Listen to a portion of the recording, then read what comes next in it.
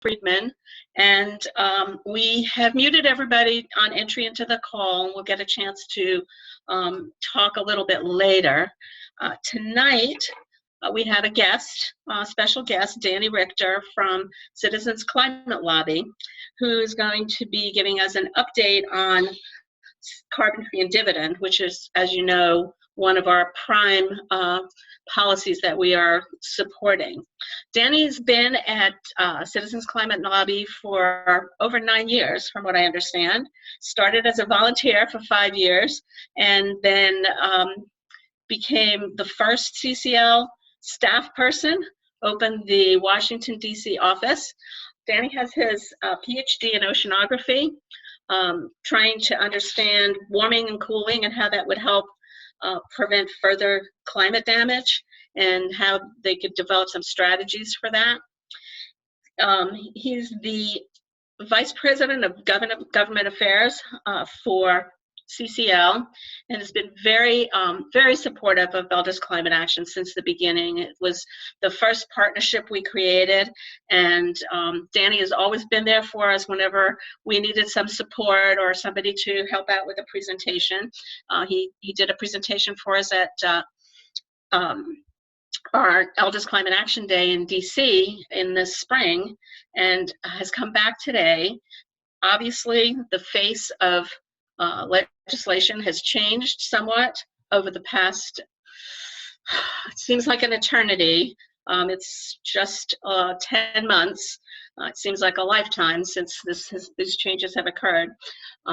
So Danny is going to give us a presentation on carbon fee and dividend, and an update on where CCL is in that process. And if you want to ask some questions, go down to the bottom of the screen and just put your question in the chat, and then after we'll have time for question and answer, and if there's more time, we'll be able to, everybody will be able to introduce themselves. But I want to let Danny go first this time and give us his presentation. So welcome, Danny, and thank you so much for doing this on an evening. Thanks, Jared. It's a pleasure to be here with you all again. Happy to support you guys. It's an honor to have you guys supporting carbon fee and dividend, and we're very grateful for the advocacy you do with that and the education you do. So pleasure to be here. And I'll go ahead and dive right into the presentation so we can leave plenty of time for questions. So let me pull that up. Great. All right. So carbon fee and dividend. Let's go over that. Jared did a very kind introduction of me, so we'll skip that. And then I'll start with what are our goals for tonight? Well, at the end of tonight's presentation, I hope that you'll be able to articulate a basic outline of CCL's proposed policy, understand what carbon fee and dividend is on a deeper level, be able to highlight some of the benefits when you're talking to people in your community or members of Congress, and hopefully demonstrate a more extensive knowledge of the impact. So what am I going to cover? First, I'll cover the overview of the policy, then I'll cover the carbon fee, I'll go on to the carbon dividend, go on to the border adjustment, and then the benefits, and then we'll get to the Q&A. So we like to describe the carbon fee and dividend as a three-legged stool: the carbon fee, the carbon dividend, and the border adjustment as the three legs. So we'll just go over those parts. So the overview is that a fee is placed on fossil fuels. 100% of the net fees, so net meaning after administrative costs, which we think will be low, are returned to American households, and then a border tariff adjustment is placed on goods imported from or exported to countries without an equivalent price on carbon. So I'll cover each of these three legs of this stool in a little bit more detail. First of all, the carbon fee. So what is a carbon fee? It's a fee based on the amount of carbon in a fossil fuel. And if you know the amount of carbon in that fossil fuel, you know how much CO2 is going to come off of that. We're talking here about coal, oil, and gas. this fee is based on the terms of CO2 EQ. So it's not just CO2 that we would go after, but we would go after other greenhouse gases that would be associated in the mining or in the burning of those fossil fuels. And it would be collected at the earliest possible point of entry into the economy. So what do I mean by that? Another way we say that is as far upstream as possible. We're looking at the coal mine, at the oil well, at the fracking site. That's where you would start counting this, so that all the way downstream, even if some leaks or is spilled, they're paying the price for that leakage or that spillage. We would start the fee out low, $15 per ton, and gradually increase by $10 per ton each year. So we want to ease the economy into this. And the benefit of this, this is considered a carbon fee by itself is considered the most efficient, transparent, and enforceable mechanism to drive an effective and fair transition to the domestic energy economy. Who considers it that? Well, economists consider it that. If you ask any economist what is their preferred way of dealing with climate change, and they will say a price on carbon, and most will prefer a fee or a tax over a cap and trade. We believe that this will stimulate investment in alternative energy technologies and will give all businesses a powerful incentive to increase their energy efficiency and reduce their footprints in order to remain competitive. If they don't reduce their carbon footprint, then they will become uncompetitive and they will go out of business. So that's the fee. What about the dividend? Dividend is really important because without the dividend, this is a regressive piece of policy, meaning that it impacts the poor more than it impacts the wealthy. And so with the dividend, we would return the revenues back to households, 100% of the net. So again, we take a small amount out to administer the program, everything else goes back. And one full share would go back to every adult resident in this country, and 1/2 share per child, up to 2 children per household. So the maximum that a household could get in the United States would be 2 adult shares and 2 child shares. And this is really important. This is going to help citizens pay for the increased costs associated with the carbon fee while our nation transitions to a clean energy economy. The vast majority of American households, about 2/3, are estimated to earn back as much or more than they pay in increased costs. And those that benefit are heavily weighted to the more vulnerable. So we took a carbon fee, which is regressive, hurting the poor more than it hurts the wealthy. And with the dividend, we turn it into an extremely progressive policy where the poor benefit far more than the wealthy. So that's what the dividend does. Now, how about that border adjustment?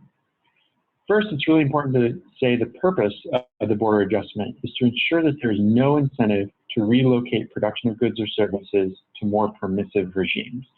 We want companies to have every incentive to be clean, and that is the purpose of the border adjustment. It's not to protect American businesses, it's to provide an incentive to produce goods and services in a clean, low carbon fashion.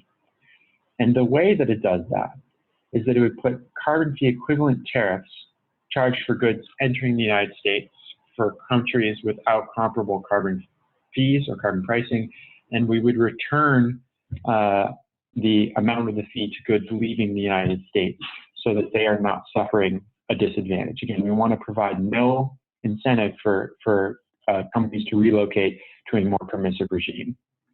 So this is a little schematic that I like to show. Unfortunately, I think some people find it a bit confusing, and if it's confusing, I do apologize. But what we have here is we have the US border. Here's the United States. And domestically, fossil fuels are subject to the fee. So this is going to go back to households.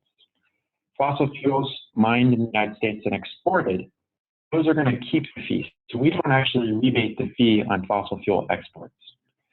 We do put the fee on imports of fossil fuels.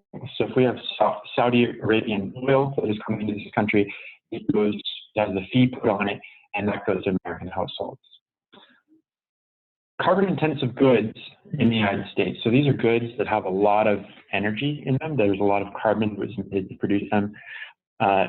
they will bear the fee. And so we're going to be paying a bit more for these goods, and there will be an incentive for companies to clean up their act.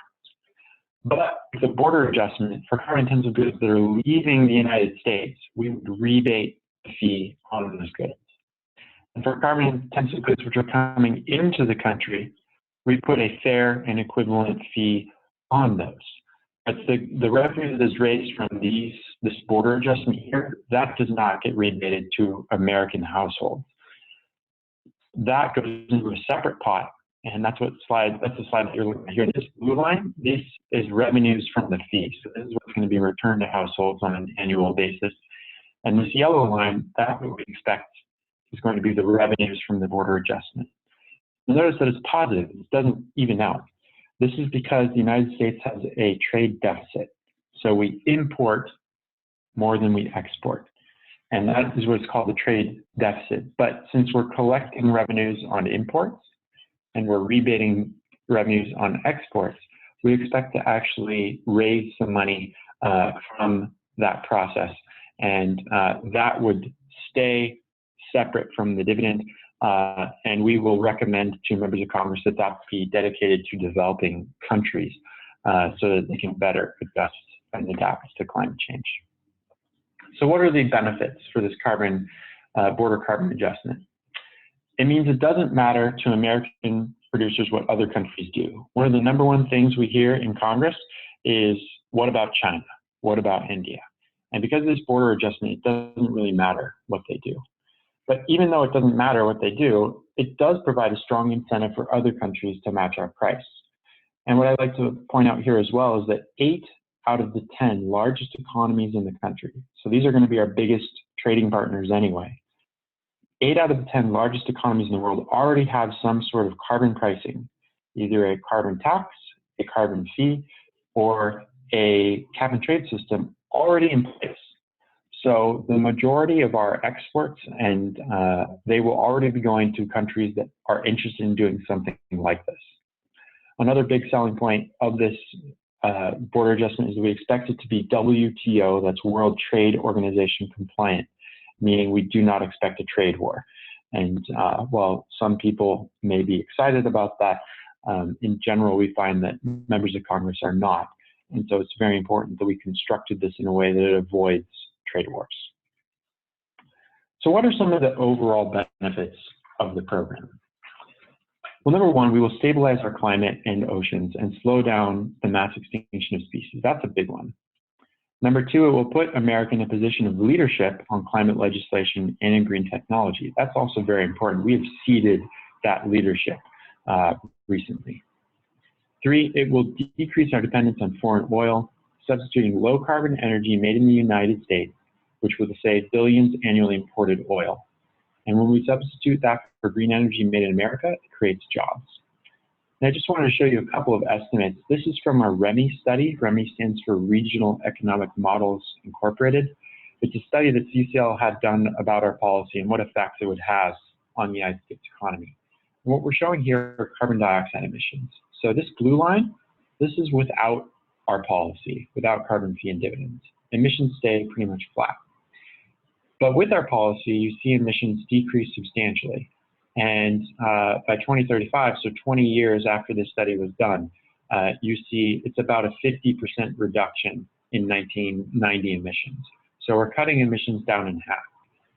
Is this going to solve the problem? I don't think so. Is it the best first step that we can take? Yes, I do believe it is the best first step. And if anybody is wondering what the Clean Power Plan would do, the Clean Power Plan would end up somewhere in here, a little bit over 4,000 million metric tons. So even by the EPA's own estimate, this policy is achieving their 2030 goals right here within 4 years. So this is a very efficient way of reducing emissions. And on jobs, this is net employment. So this accounts for job losses. Even after accounting for job losses, because of the dividend and the spending that would result, we would see over 1 million jobs within 4 years. We would see over 2 million jobs created after 9 years. And at the end of the study period, we see 2.8 million jobs created in the United States.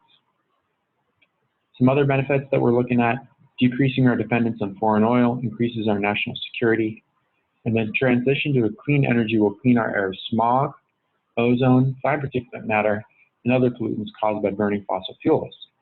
Clean our lakes, rivers, and oceans from the mercury poisoning caused by burning coal, and the leachates from coal mine tailings and salt brines from drilling. This saves lives. So here's another estimate from that REMI study where you see at the end of this time period, we see 227,000 saved premature deaths. And all these colors, these are from the different regions in that study. That study divided the United States into 9 different regions. And if you're interested in this study, it is available on our website, citizensclimatelobby.org. If you go to the very bottom of our webpage, there's a black section, and there's regional economic models incorporated. You click on that, and you'll be able to find this entire study. Finally, and I think that this is an important one. When we do this, we will gain a sense of national pride by tackling and achieving a tough goal together, leading the world not only in the industrial revolution or not in the industrial revolution or the information age, but in green technology revolution. Not only is carbon fee and dividend a system necessary to curb increasing greenhouse gas emissions, but it also promotes positive change within American society, both socially and economically. So with that, I'll open it up for questions, and let me just exit this so I can see you all, and I will stop sharing my screen, and there you all are. So with that, we'll open it up for questions. And I know, Jerry, you wanted me to talk about the Congress a bit, and I can do that, but I thought I would take some questions on the presentation first. Does anybody have any question? I see a question in the chat from Shirley. Is this presentation on your website? No, this presentation is not on our website, but I'd be happy to share it with Jerry or Jen after this call, and they would be welcome to share it with all of you. Thank you. And then we have another question. What entity will manage dividend refunds? That's a great question. That's in fact one of the most common questions that we get from Congress. And to answer that question, we had a researcher figure that out for us. His name is Alan Lerman. He recently retired from the Treasury Department. He was there for 42 years, and he is the one who Secretary Hank Paulson during the Bush administration, George W. Bush administration, tapped to figure out how do we do stimulus checks? How do we get the stimulus checks out to Americans? So he knows a thing or two about getting checks out to pretty much everybody. So we hired him. He did our dividend delivery study. And what he concluded is that as few as 2 agencies, but as many as 4 could be involved in distributing the dividend. The one agency that is indispensable is the IRS. So people are already submitting the necessary information with their tax returns. And why ask people to submit repetitive information? So we can add just another couple of line items to your 1040, and then we can get that. He also created a way for non-filers, the people who aren't filing annually, a way for them to very easily sign up, a one-page form, and so they could start getting their dividends. And he recommended to really maximize the number of non-filers, because those are going to be poor people and generally who are receiving the dividend, let it not be the IRS who get that form from them. And then the payments would be made by the Treasury, and most of them, over 92%, could be made by electronic funds transfer. So these would be monthly transfers directly into your bank account, no paper checks to keep down costs. And the remaining 7.3%, I think is what it is, 7.4. The remaining 7%, a lot of them have a debit card.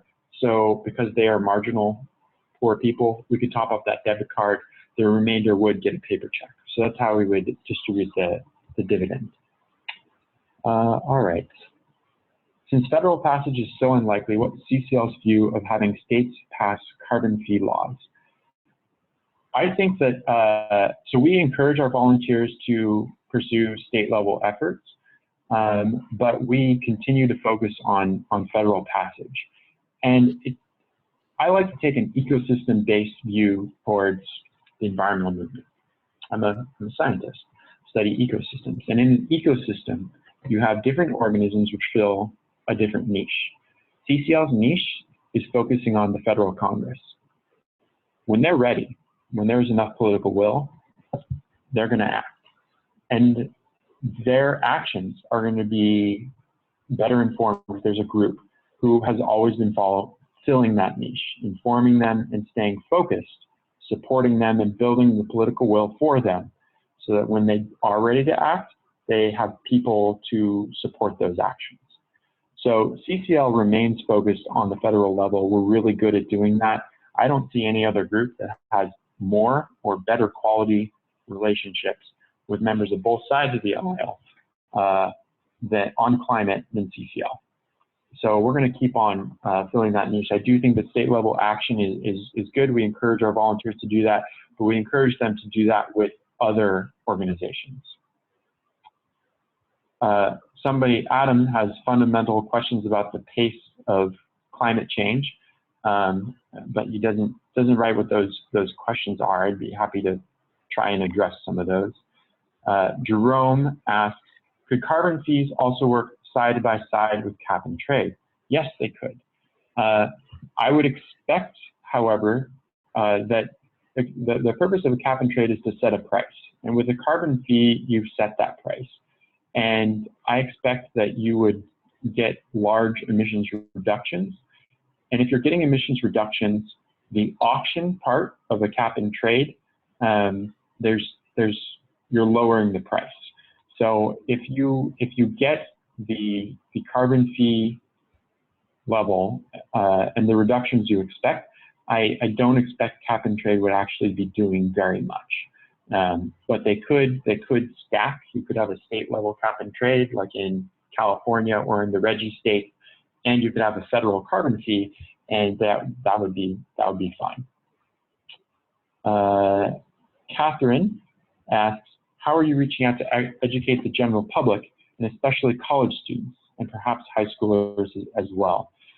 CCL is now, we have, I think, over 80,000 people in our network. And in 2017 alone, we've had over 2,000 outreach events throughout our network. So these are typically events in our local communities. Yes, we are reaching out to high schoolers and to college students. They have proved effective lobbyists in some of these meetings. The most recent addition to the Climate Solutions Caucus, which is a caucus of 58 Republicans and Democrats, 29 of each, who have said climate is a problem and we need to find solutions. The most recent one, Republican, joined after some high schoolers made a presentation to him about carbon fee and dividend and about climate and why they were concerned. So I do think that they can be effective lobbyists, and we are working on engaging them. David asks, have you found any Senate offices that are interested in backing this concept when the time is right? Yes, we have found Senate offices who are interested in backing this when the time is right. Most of them are on the Democratic side. We do have some interest from Republicans, but they are more cautious. They need to see more political will. And so that's why we're doing all these outreach events. Another really important program that I try and put a lot of emphasis on is our endorsers program. Endorsers are anybody in a congressional district who a member of Congress looks to support them. So it could be chambers of commerce, it could be faith leaders, it could be climate scientists, it could be mayors. These are all the people that our volunteers are working to get on board and try and move forward. Ralph is advertising for our Congressional Education Day. Thank you, Ralph. This is coming up in November. All of you would be welcome to come. We're going to be talking about an analysis that I do about our June meetings. We had 500 meetings on Capitol Hill, and I read all those meeting notes, I summarize them, and then we share what members of Congress are thinking about our policy. We share that back with them, and they're generally pretty blown away with that. And interestingly, to the earlier question I got and addressed about carbon dividends, we associate this education day with briefings, and the briefing is going to be on how do you get these dividends to all these American households. So it was a very topical question that was asked earlier. Catherine asks, have you also tried approaching faith communities? For example, here in Marin County, we have an interfaith council climate action committee with the far reach. Absolutely. We've worked closely with faith leaders. We've made sure that they let them know that they're very welcome at our conferences. There was a faith leaders project which we had at our conference a couple of years ago. We've worked locally with Interfaith Power and Light. The first group that I met with in DC when I started 4 years ago was the Friends Committee on National Legislation, so the Quakers.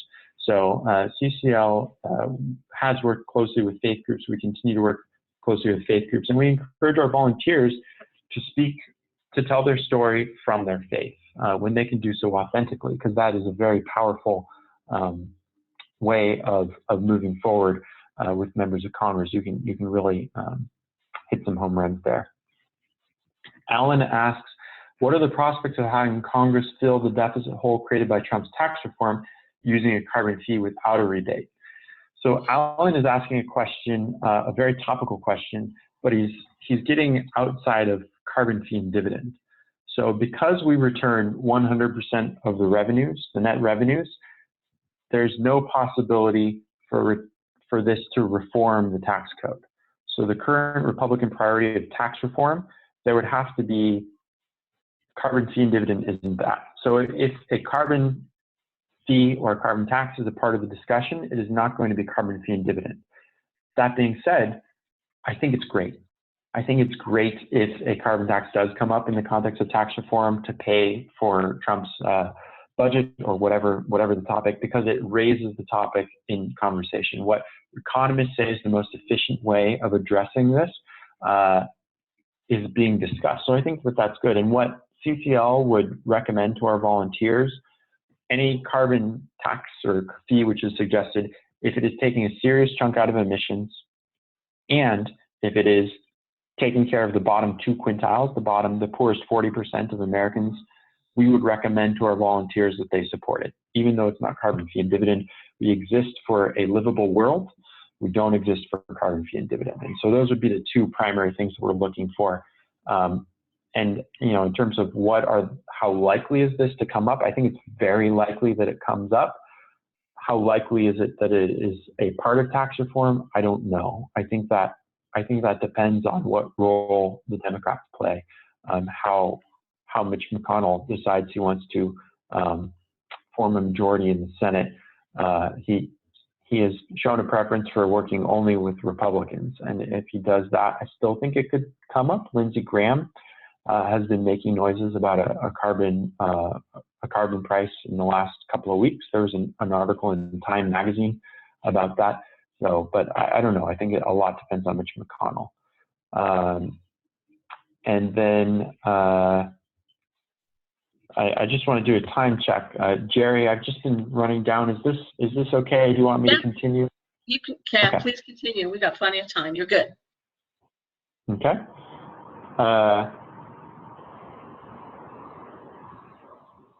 So Adam, I can.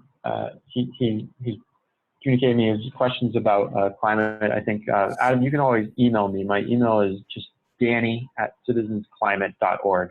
I'll be happy to do that.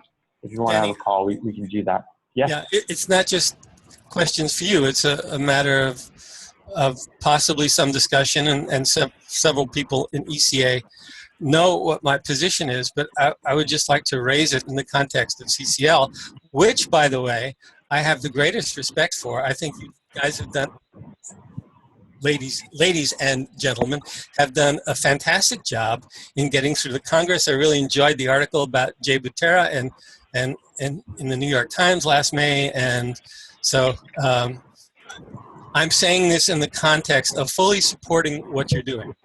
And thank you. My concern is that we have not yet hit 1 degree centigrade in average planetary temperature, and all hell is breaking loose. Positive feedbacks are ramping up, and how far they go, we don't know. But to talk about what's going to be happening in 2035 is really problematic, because we don't know if we're going to make it to 2020. And I don't mean to sound alarmist about it, but the reality is the acceleration of temperature highs, new temperature highs, and higher lows, and the heat in the ocean that is generating these hurricanes, et cetera, and so forth, is that we really need to figure out how to move this whole thing ahead faster. My organization works intensively on eco-restoration, which we could talk about some other time since you're an ecologist. I'm glad to hear that. And but somehow figure out how CCL can help move the level of urgency forward. And I realize you're in a very difficult political situation and talking to people who don't even believe. So, yeah, but I think we need to we need to figure this out. Yeah, I can address that. So I found CCL because I was an outdoor guide. And when I was doing I was doing backpack kayak and canoe trips, and I found the CCL booth, and I became a wilderness first responder. And in that course, what our instructors told us is slow is smooth and smooth is fast. And the idea is that if you go too fast, you're going to make a mistake and you have to start over. And I find that that actually applies a lot when working with the majority party, the party who controls the House, the Senate, and the presidency. Slow is smooth and smooth is fast. If you start with statements like, I don't know if we're going to make it to 2020, they just shut down. And what I found does work is you need to start with the solutions. If you can say we're going to add 1 million jobs to the economy in 4 years, we're going to avoid 227,000 deaths over a period of 20 years, we're going to make America competitive globally, and you know what, we're going to cut emissions in half by 2035. They're listening. I'm not suggesting that you lead with, are we going to make it to 2020? I'm saying it here. I certainly wouldn't say it in public. But the reality of the natural world is that these things are going out of control. And if you're talking about solutions, emissions are part of a solution, but even the IPCC and Jim Hansen are saying that we have to do more. And so somehow moving to the eco-restoration piece, which is extremely powerful and not well recognized yet, and we've got plenty of scientific data behind that, somehow maybe moving that into the solution space along with emissions. I know you don't want to take away from the emissions discussion, but there may be ways of melding them so that in effect the solutions become more effective. Now, eco-restoration is nonpartisan in a lot of ways because lots of people would like to see healthy land as opposed to dead, desertified land, as opposed to droughts and burning forests and the whole thing. So that can become part of the piece that even conservatives, or sometimes especially conservatives, can go for.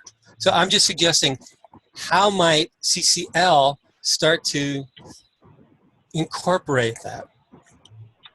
That would be getting outside of our niche. And like I said, I take an ecosystem-based view of this, and you know, whether we're a lion or we're a mouse or we're a gazelle, we're happy to be that.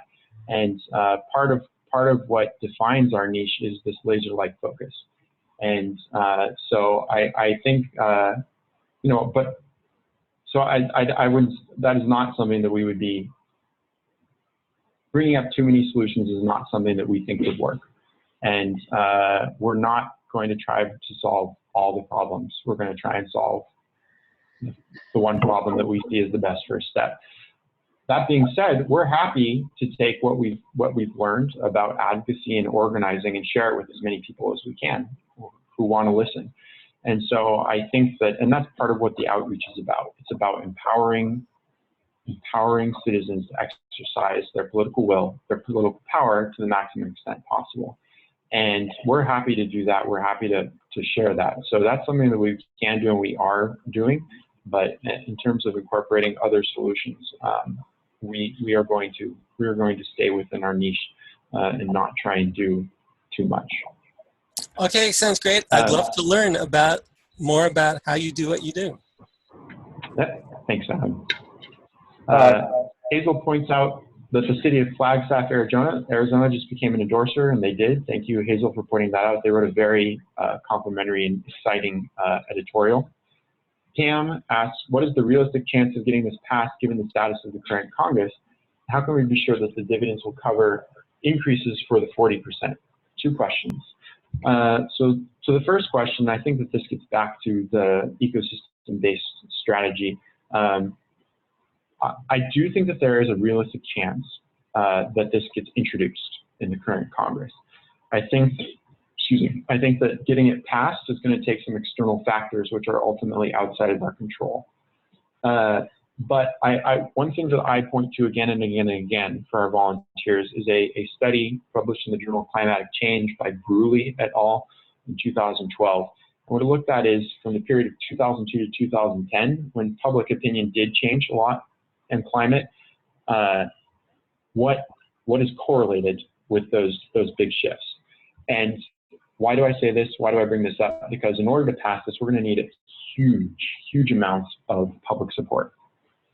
And what that study found is the #1 factor that influenced public opinion was not storms, not extreme weather events. That actually had zero effect. The #1 thing that had an effect was elite cues. And when you read the methods, what they mean by that paper, what they mean by elite cues is what members of Congress are saying. And so I brought up the Climate Solutions Caucus, and I haven't brought this up, but I'll bring up the Republican Climate Resolution, HRES 195 in the House. And both those efforts now we have 33 Republicans on the record who are saying climate change is real, humans have had an impact, and Congress needs to do something about it. And as far as I can tell, that's more than belong to the Freedom Caucus. That's a big deal. And in addition to that, these 33 Republicans have shown that they're willing to vote with where they're putting their mouth. And so there was a vote, I think it was in July, for the National Defense Authorization Act. There was an amendment which there was an effort to strip an amendment which would allow funding for studies on the vulnerability of our military bases to flooding from climate change. And 46 Republicans took the pro-climate vote. And that included 22 out of the 24 on the Climate Solutions Caucus at that time. And I think it had 2 on the resolution who are not on the caucus. You only needed 23 Republican votes. And so just between those two groups, we have a blocking minority within the majority. So I think that that's really, really powerful. And the more that they find their voice, the more that they take votes for the climate, the more that gives permission to conservatives in this country that conservation is a conservative principle. And that's a real key piece of what we're trying to do is we're trying to depoliticize climate. If you can depoliticize climate, be equally likely so that Democrats and Republicans are talking about ways to solve climate, then we don't have to worry about presidents like President Trump, because this is going to be an issue that you can address regardless of who's in power. They might have differences about how you address it, but they all want to address it. And I think that that's going to be a politics that we want to get to that's better for the climate. And how can we be sure that the dividends will cover increases for the 40%? It turns out that over half of your emissions don't come from oil. They don't come from turning on your lights. It comes from the stuff that you buy. And by definition, poor people can only buy so much. The wealthy just have more money and they spend it. And so the reason we feel so confident about that result, because there's only so much that the poor can buy, and the wealthy in this country are very, very wealthy. And so it just means that they are more likely to put more into that, and the poor are very likely to be taken care of. We have another study, the Household Impact Study, that looked at that, and it found that not everybody in that poorest quintile would be okay, and not everybody in the wealthiest quintile would lose. But that's what you want to see. You want to see people who can afford it buying that Tesla and putting solar panels on their roof, because that's going to help everybody. And if they earn a few $100 at the end of the year as a result of the dividend because for their troubles, I think that that's great. So everybody has a choice in the way they modify their behavior. but in general, it's going to be the poor who win out.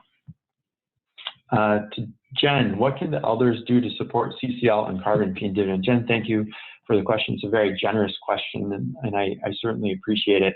I would say continuing to do what you're doing, advocating to Congress about this issue. It's very helpful to have another group advocating for the same policy. Building support within your local communities, educating, and I would say the number one thing would be getting endorsers. So check out the endorsers program on our portal, on our website. If you can add more endorsers, I think that's probably the number one thing. I'm reading these notes as I do every year. That's the number one thing that I see just really turn a meeting around, is when our volunteers start talking about, well, we've gotten endorsements from these people or these organizations in your district. A meeting that is going south all of a sudden starts going north, and it's really, really powerful and really stark. So I have a lot of interest in endorsements. And Jerry, I want to do another time check. Are we still okay? Or okay.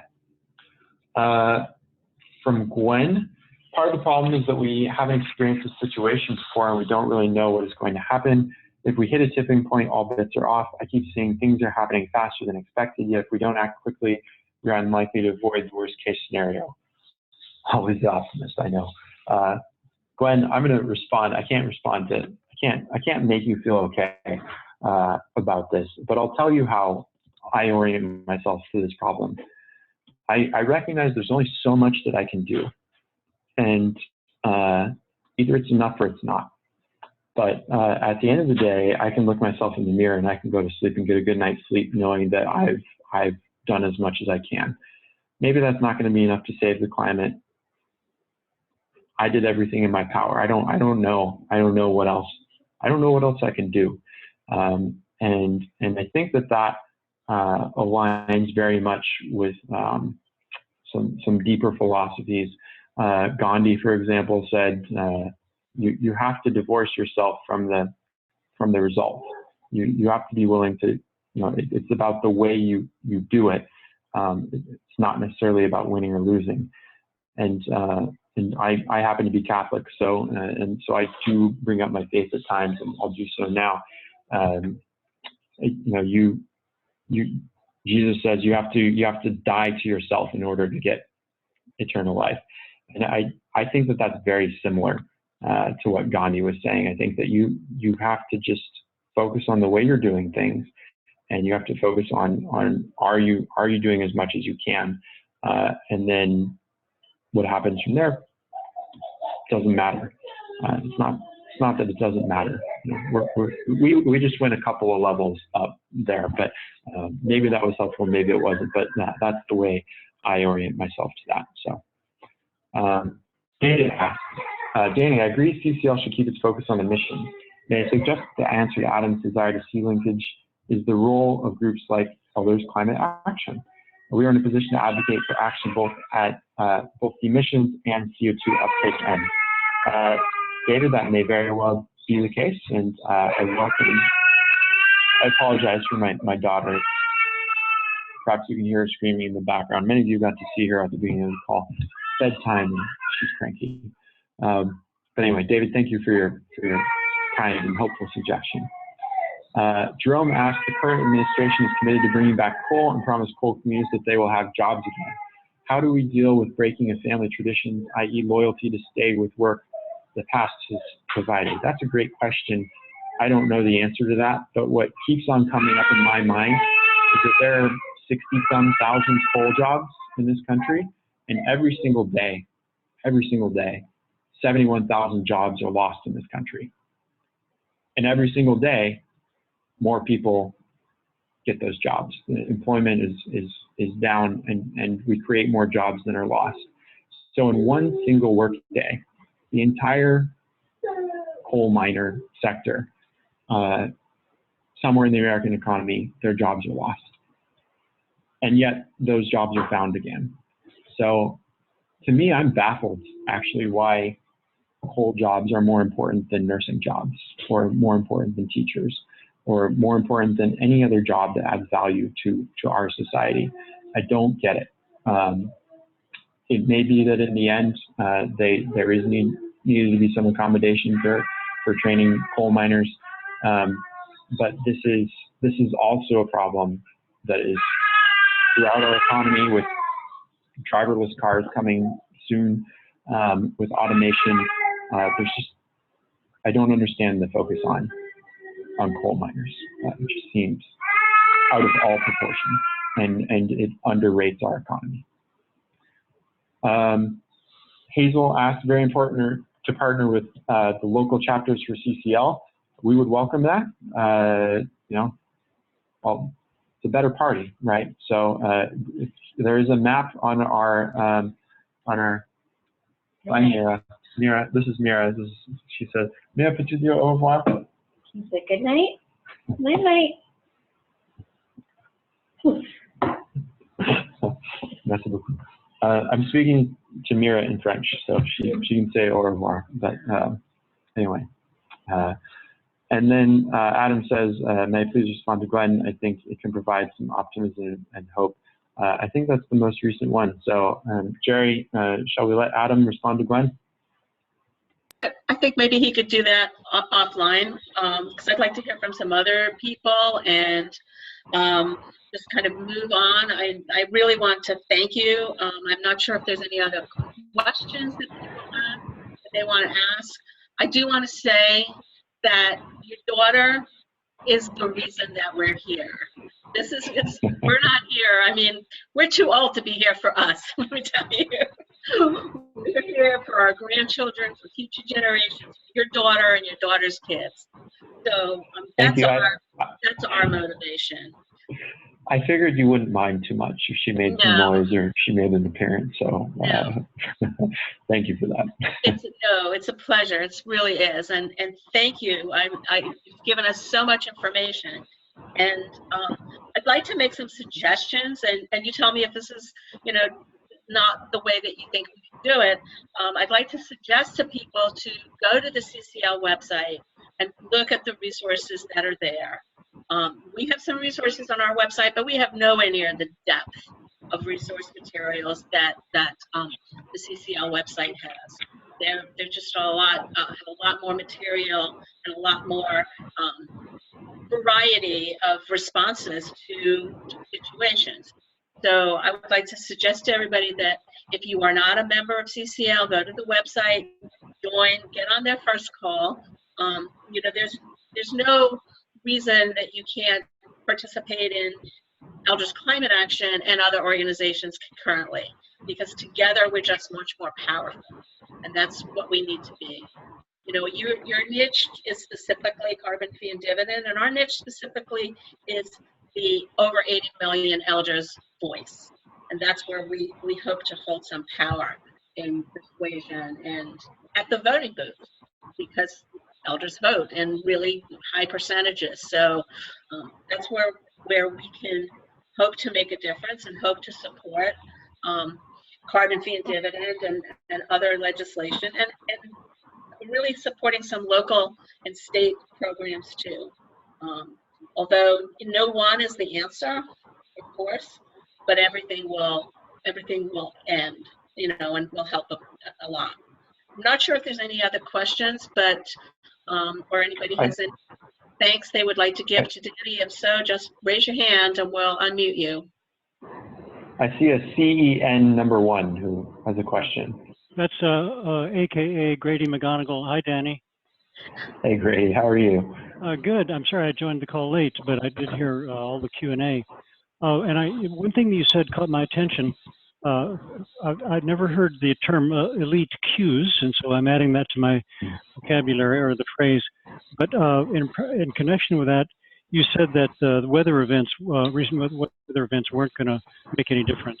And certainly Jerry's experience in Florida bears that out. That is, Ray said that there was 24/7 news coverage, but no reference to climate change. But big picture, what you hear from the Congress, is that's really not making an impression at all?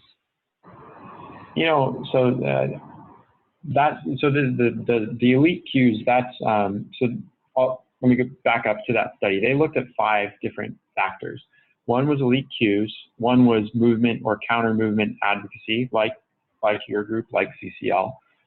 Another one was providing scientific information that had no effect. The other was extreme weather events, and so that's the time period 2002 to 2010, which included Katrina, and so they saw no correlation there. And then the other one was media coverage, and media coverage they found did have some effect, but it was explained mostly by those elite cues and the movement counter movement advocacy. So the media does have an effect, but it's a function of those other two things. For the current, this is extreme weather. So I think there's reason to ask the question, and I think it's it may be that these storms do have an effect, but based on that data point and the research that was done, I would not expect them to have an effect. I would be happy to be proven wrong, but so far the data that I am aware of would suggest that these will not have much of an effect. Thank you. I see John. I see John, but I can't unmute. There you go. John, I think you should be unmuted. Okay. Hey, so I want to respond to your effort to build a large base of popular support. And I want to speak to how you spoke with the coal miners. I was a logger in Northern California when people came to where I was raising my children and providing food for the table. And they told me my life and my children and my family were not as important as the environmental realities that they had come there to speak about. And when I heard you speak about coal miners, it sounded so much the same. You can't understand why those jobs are so important. They're important because people are feeding their families with them. Things change. Realities change. Some occupations disappear. We need to accept that. But at the same time, if you want a broad base of support, I suggest you find a different way to speak to those coal miners. Yeah, I think you're right. And this may be a generational thing, because for me, I've never expected or had any reasonable expectation of having a regular job. And so, yeah, so it's just personally, this is me speaking as an individual. I just don't get it. So it doesn't seem fair. So there may be a generational element. You're certainly right. But nurses, yeah, anyway, you're certainly right. But there's a lot of depth to this nexus, and it probably explains a lot of elements. If you could figure it out, you could probably win every election. So I see Irv's hand going up. Yes. Well, I want to thank you for training me, or one of your staff, 3 years ago when I joined the Grandparents Climate Action Day, that the idea was to find something positive wherever we went. We were encouraged to find something that resonated, that was something positive that all legislators had done. And I've used that. We've used it out here in Washington State repeatedly. And it's I think the key way that, and the reason why CCL is evolving in this membership is because there's an element of positive work. Let's work together. Let's find something good that everyone has done. And together we are so much stronger having that approach. So I just wanted to thank you very much and CCL for adopting that, I think, very wise strategy to find something good, and let's talk about it and get something that, it's better. But start with something that resonates. We use that very effectively time and again out here. So thank you for that. Thanks, sir. It's our one rule. You got to find something appreciate and respect, and I'm glad that you're finding it so helpful. Yeah, very much so. Thanks. Any other questions or comments? I have one other comment, and maybe Hazel, you could really quickly let everybody know about the partnership that you've made for the Wild West CCL Regional Conference with ECA. We have a couple minutes. To be honest, I think I heard about that, but I I think that that's been worked out with Bill Barron. I don't know the details of that. So Jerry, perhaps you could share about that. Yep, Hazel could share about it. Hazel will Hazel. she's in Arizona and is spearheading this project with your peer in CCL. Well, just one thing I think is really important is that one of the ways that we start to really make a difference is when we partner with other organizations. And in forming chapters in Arizona, I have reached out to all of our CCL chapters. We have, I think, 9 here in Arizona. And as part of that, I found out that they were holding a Wild West Regional Conference, which is for the states of Wyoming, Montana, Nevada, Utah, Colorado, New Mexico, and Arizona, the first week of November. And we have made arrangements to do a Elders Climate Action pre-conference at the same location from 1 to 4 the afternoon before when the conference starts. Conference starts at 5 o'clock that day. So this has been a really powerful partnership with our CCL chapters. And, you know, since we're really focused on developing political will and motivating elders to take action, we are a perfect partner for CCL. Here we've done joint visits to our legislative people and all kinds of things. So it's a perfect partnership to move forward. And there's like 454 CCL chapters across the United States. I just looked on the website. There's a list on the website. So if you go to that list, you can look and see if there's one in your area. And I really recommend that you get in contact with them. Thanks, Hazel. Well, I'd like to thank you all for being here, especially you, Danny. It's always a great pleasure to hear you and update us on Carbon Fee. And it was awesome to meet your daughter. It gives us, and you know, when we see kids and our own grandkids or other children, it inspires us to work harder. It makes us recognize this is what we're about and this is what we have to do. So, you know, for people who get, when I get overwhelmed and depressed about the magnitude of climate change, I look at my grandkids and I spend time with them and I go in the woods with them, and that is my inspiration to know that I'll do everything, like you, I'll do everything that I can do. I can't control everything, unfortunately, but it inspires me to work harder. And I think that is what can be an inspiration for all of us. So thank you all very much. Thank you, Danny. It's been wonderful. I hope you'll all join us next month. We have a speaker on the health impacts of climate change. So that should be a good conversation also. So thank you all and have a great evening, everybody. Thanks, everybody.